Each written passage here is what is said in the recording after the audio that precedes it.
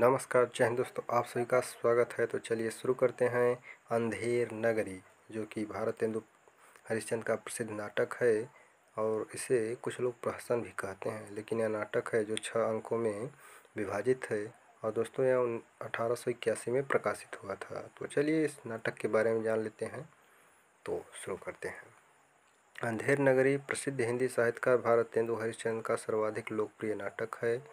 6 अंकों के इस नाटक में विवेकहीन और निरंकुश शासन व्यवस्था पर करारा व्यंग करते हुए उसे अपने ही कर्मों द्वारा नष्ट होते दिखाया गया है।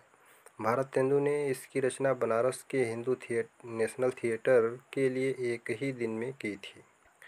तो दोस्तों इसका कथानक कुछ इस प्रकार से है। यह नाटक 6 अंकों में विभक्त है। इसमें अंक के बजाय दृश्य शब्द का प्रयोग किया गया है।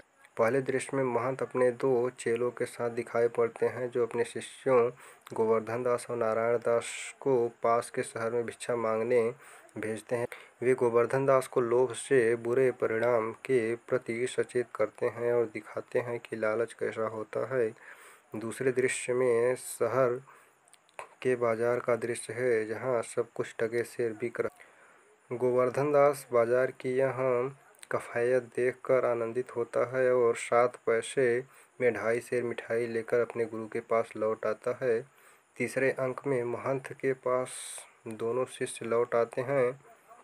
नारायण दास कुछ नहीं लाता, जबकि गोवर्धन दास 2.5 सेर मिठाई लेकर आता है। महंत शहर में गुड़ी और अगुड़ी को एक ही भाव मिलने की खबर सुनकर सचेत हो जाते हैं और अपने शिष्यों को तुरंत ही शहर छोड़ने को कहते हैं। वे कहते हैं, सेत सेत सब एक से, जहाँ कपूर कपास, ऐसे देश कुदेश में कबहु न कीजिए वास।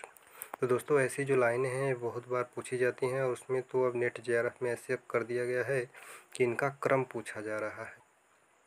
नारायण दास उनकी बात मान लेता है, जबकि गोवर्धन दास सस्ते स्वादिष्ट भोजन के लालच में वहीं रह जाने का फैसला करता है। चौथे दृश्य में अंधेर नगरी के चौपट राजा के दरबार और न्याय का चित्रण है। शराब में डूबा राजा फरियादी की बकरी दबने की शिकायत पर बनिया से शुरू होकर कारीगर, चूने वाले, भेस्ती, कसाई और गडेरिया से होते हुए कोतवाल तक पहुंच जाता है और उसे फांसी की सज़ा सुना देता है।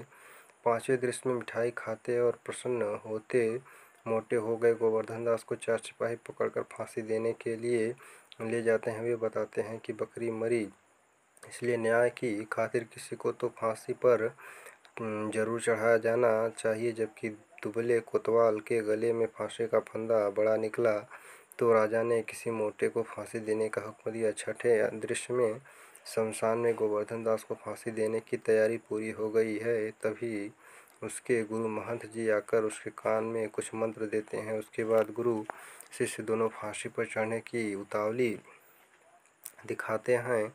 राजा यह सुनकर कि इस शुभ सैयत में फांसी चढ़ने वाला सीधा बैकुंठ जाएगा, स्वयं को ही फांसी पर चढ़ाने की आज्ञा देता है। इस तरह अन्यायी और मूर्ख राजा स्वतः ही नष्ट हो जाता है। तो दोस्तों इसके पात्र एक बार पढ़ लेते हैं। महंत एक साधु है। गोवर्धन दास महंत का लोभी शिष्य है। नारायण दास महंत का दूसरा शिष्य है। कबाब वाला कबाब विक्रेता है। घासीराम चना बेचने वाला है। नारंगी वाली नारंगी बेचने वाली है। हलवाई मिठाई बेचने वाला है। कुंजड़िन सब्जी बेचने वाली है। मुगल मेवे और फल बेचने वाला। पाचक वाला चूरन विक्रेता। मछली वाली मछली बेचने वाली। जात वाला जात बेचने वाला। बनिया राजा चौपट राजा। मंत्री चौपट राजा का मंत्री। माली 2 नौकर राजा के 2 नौकर। फरियादी राजा से न्याय मांगने वाले। कल्लू बनिया जिसकी दीवार से फरियादी की बकरी मर गई। कारीगर कल्लू बनिया की दीवार बनाने वाला। चूने वाला दीवार बनाने के लिए मसाला तैयार करने वाला।